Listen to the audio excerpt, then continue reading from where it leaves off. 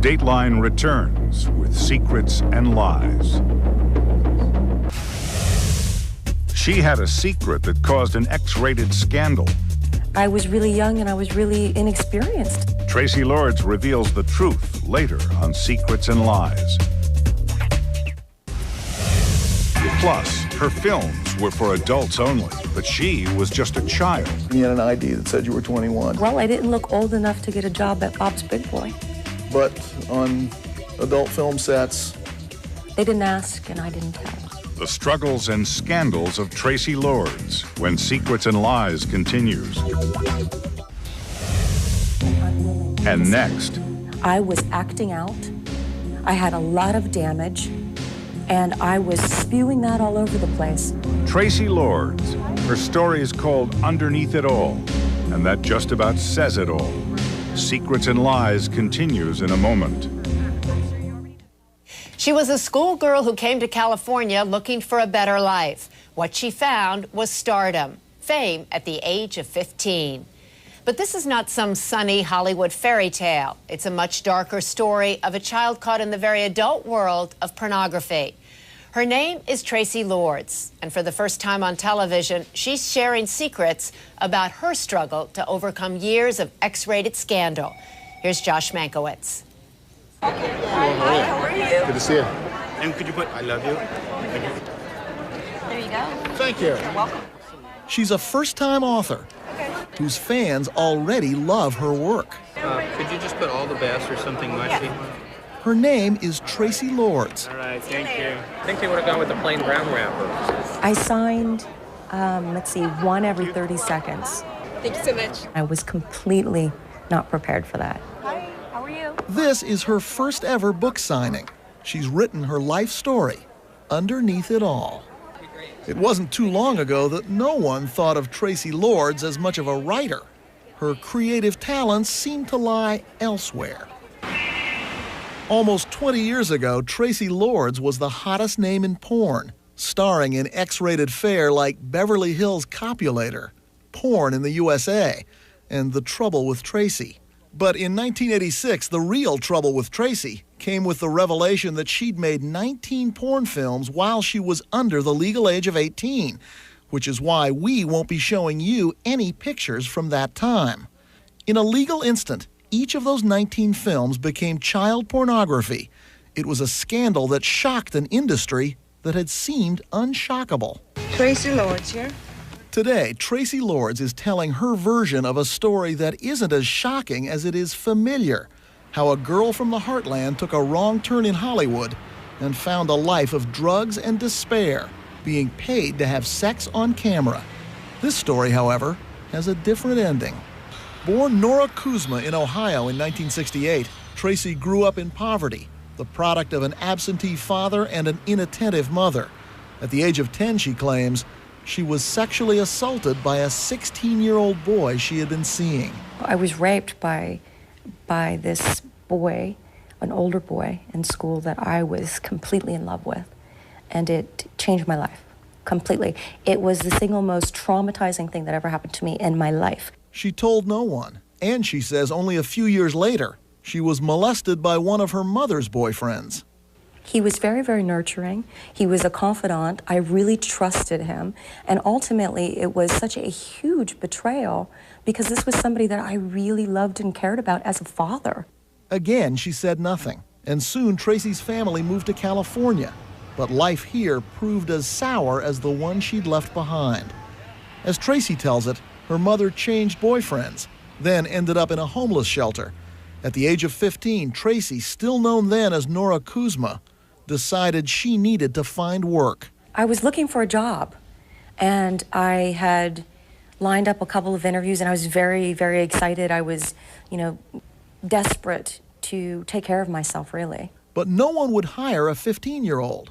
So, using someone else's birth certificate, Traci got a California state ID that said she was 21. You originally got that fake ID not to work in porn, but just to work.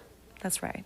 But when she didn't get a job as a waitress, Traci says she answered an ad for models, and her mother's boyfriend drove her to this office in LA's San Fernando Valley. I went into this modeling agency, and there was this man there, and he had pictures on the walls of, these beautiful sort of women in like skimpy swimsuits and what have you, but these glamorous looking creatures. I'd never seen anything like it in my life. In her life story, she calls that man Tim North. I've been called a lot of things. I've never been called Tim North before. Meet Jim South, the casting agent who discovered Traci Lords and countless other porn stars. Lots of girls walk in here. Mm-hmm. Lots of them are attractive. What made her different the day she walked in? Well, it's probably bad for me to say this because of her age, but Traci made up, really good makeup job, fixed up, just reeked sex. She really did. South, who knew a winner when he saw one, knew his next star had just walked through his door, and he wanted test shots. In her book, Traci says she was so nervous about the pictures that South gave her both champagne and cocaine to calm her down. Then she took off her clothes and posed for some photos. And you'd never posed naked for a photo before. What was it like when, you take your clothes off and somebody starts clicking away? What I really remember the most about that day, that afternoon, was the sensation of the cocaine. It was like courage. Jim South recalls that day somewhat differently. Did you give her cocaine to start her off? Never. No need. Absolutely not. What do you think he's going to say? Oh, yeah, I got her high all the time. Come on. It's two pictures. Traci wasn't nervous at all. But both agree that Traci deliberately and effectively fooled South with her state-issued proof that she was over 21. And that South then found her a lot of work, first as a nude model, later a penthouse centerfold. Along the way, Nora Kuzma became Traci Lords and soon made her way into hardcore pornography. Traci now says she went through with it reluctantly. The first time you went to an X-rated set, you panicked and got in your car and drove off. Yeah, it was scary. It was very scary. I was really young and I was really inexperienced sexually. But, she says, South talked her into going back and finishing the job. She ended up shooting 20 X-rated films over about 3 years. All but one made when she was underage, all but one now banned. Those films made her a huge success in a business Traci says attracts people exactly like the girl she was. Vulnerable, naive, unprotected. I can tell you from my personal experience that I've never met a happy porn star. This book, she hopes, will set the record straight. She was more victim than perpetrator, even though she says it's hard to recall what she did in porn because of all the drugs she took. But is she writing her history or rewriting it? Is Traci Lords remembering her X-rated career as she wishes it were, and not as it really was? Traci says she's never met a happy porn star. Well, she should come over and have lunch with me. Nina Hartley entered the porn industry just as Traci's career was taking off. 700 films, and 20 years later, Nina is still working. I was that new girl, Nina, and she was the new girl, Traci, who was so amazingly hot, and she was quickly shooting up the star ladder. Even though Nina didn't know Traci well, she does not remember a Traci Lords who was uncomfortable, reluctant, or drugged on the set. She was good, she was vocal, she was active, she was participatory. She seemed to know exactly what to do to have a good time. Nina says Traci looked young but didn't act young. At the same time, Traci says that inside she remained a hurting teenager. But because of that ID, no one asked her if she was underage. You had an ID that said you were 21. Did you look 21? I didn't look old enough to get a job at Bob's Big Boy. The manager there didn't think so. But on adult film sets, they didn't care, they didn't look? I'm not a mind reader. I can't tell you what they knew or what they didn't know. They didn't ask and I didn't tell. You blame the agent, other people, for not knowing that you weren't 21? I was a victim of some really, really odd circumstances. Where my life had led me took me right to that agency and made me a perfect target, really, for that kind of exploitation. But her former agent, Jim South, says Traci was a partner in that exploitation. So much so that she was the first X-rated performer to demand and get a fee of $1,000 per day.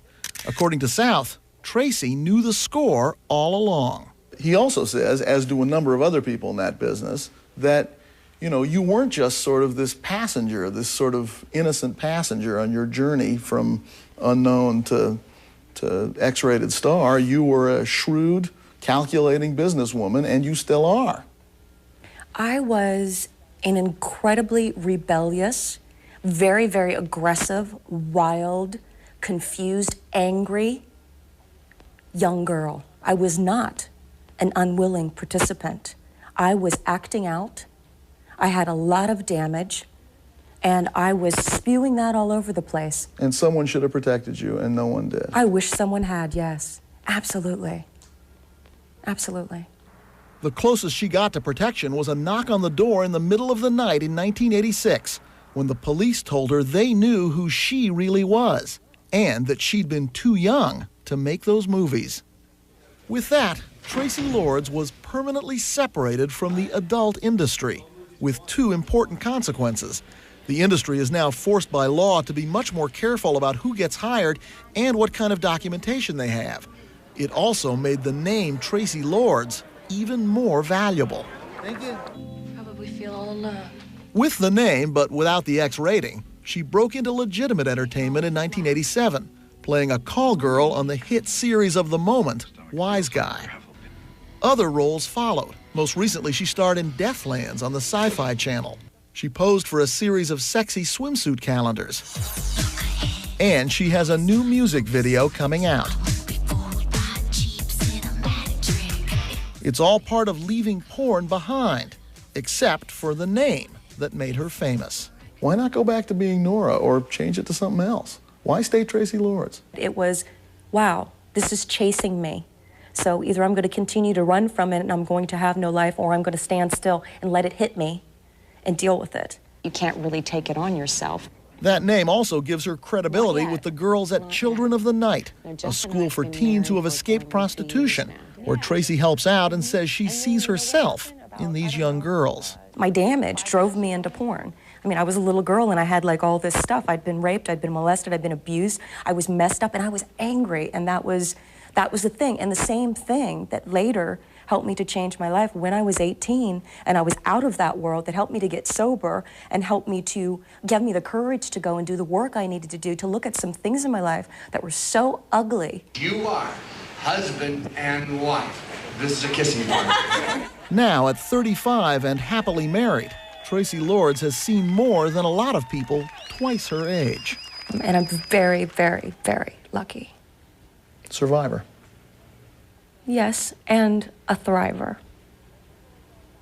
Traci Lords' autobiography, Underneath It All, is arriving in bookstores this week.